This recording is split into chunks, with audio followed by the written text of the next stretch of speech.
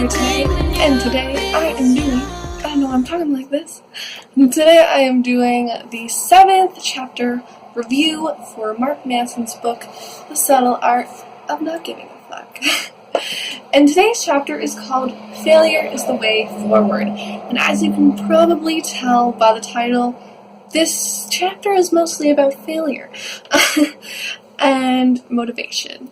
Alright, so to start off, Mark begins with a bit of a story of his early 20s and how he basically is grateful for the fact that he started from the bottom, as Drake says.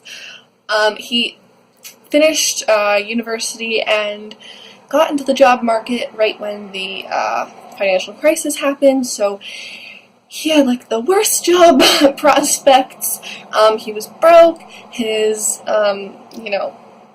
apartment mates, roommates, weren't paying rent. So it was a mess. I'm gonna sneeze, I feel like, but we'll continue on. So yeah, he basically starts off the chapter by saying he had nothing to lose when he started his business.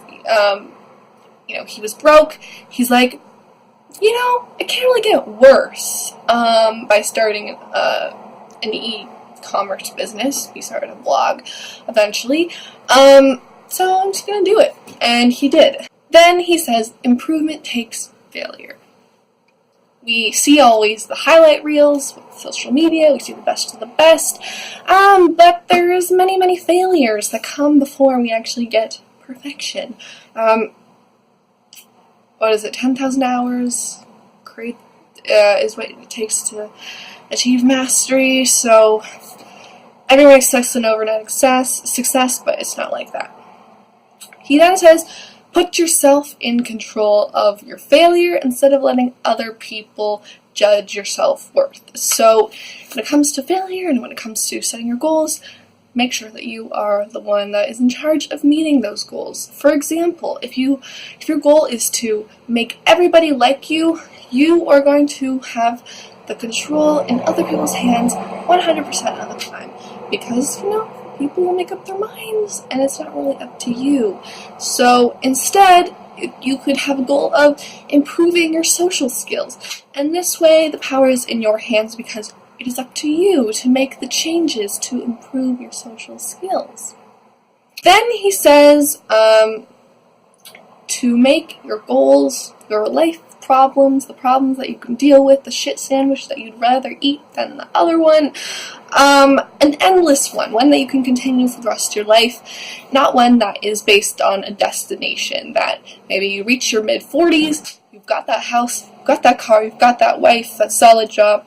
Now what? Now you have a midlife crisis. So make sure that your goal is some kind of continuous goal. Like Pablo Picasso, his kind of motto was honest expression, something like that.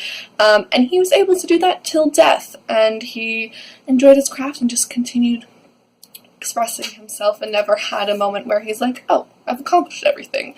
What do I do now?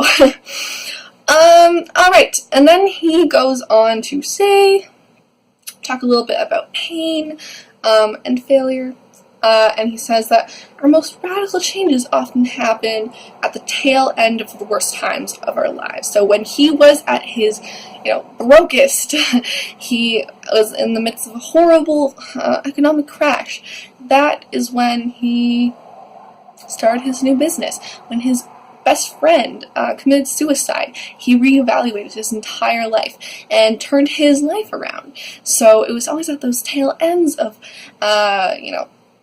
depressing and painful times in our lives, it wakes us up and realizes, wow, I don't want to feel this. I want to do better. So we need pain to drive us most of the time. We don't learn from easy lessons, is what he's trying to say. And then he goes into talking about problems that seem hard for ourselves to solve. He says sometimes a problem will seem difficult to us on the inside, but other people on the outside will be like, just do this. But and that is because those problems involve pain and emotion. So maybe he talked about this email he got from someone that asked him, how do I quit med school? Now, to the outside person, they'd be like, okay, so you go to the registrar's office, you fill out some paperwork, you're done. But to the person that asked this question, it was difficult to them, because really the problem was they didn't want to break their parents' hearts, who had always hoped that their daughter would be a doctor. So that's an example of one of those problems. And, you know, in those situations, we need to separate feelings from reality and stop shutting out the uneasiness. The problems seem difficult because we're not willing to, you know, confront the pain that comes along with the problem. Yeah, and then a very quick quote is, feel the pain and act despite it. So, feel the pain of disappointing your parents, but quit anyways because you know it's what's right for you. Feel the pain of running and working out, but do it anyways because you know it's good for you and you have this health goal, etc., etc. And then he talks about, last thing he talks about is motivation.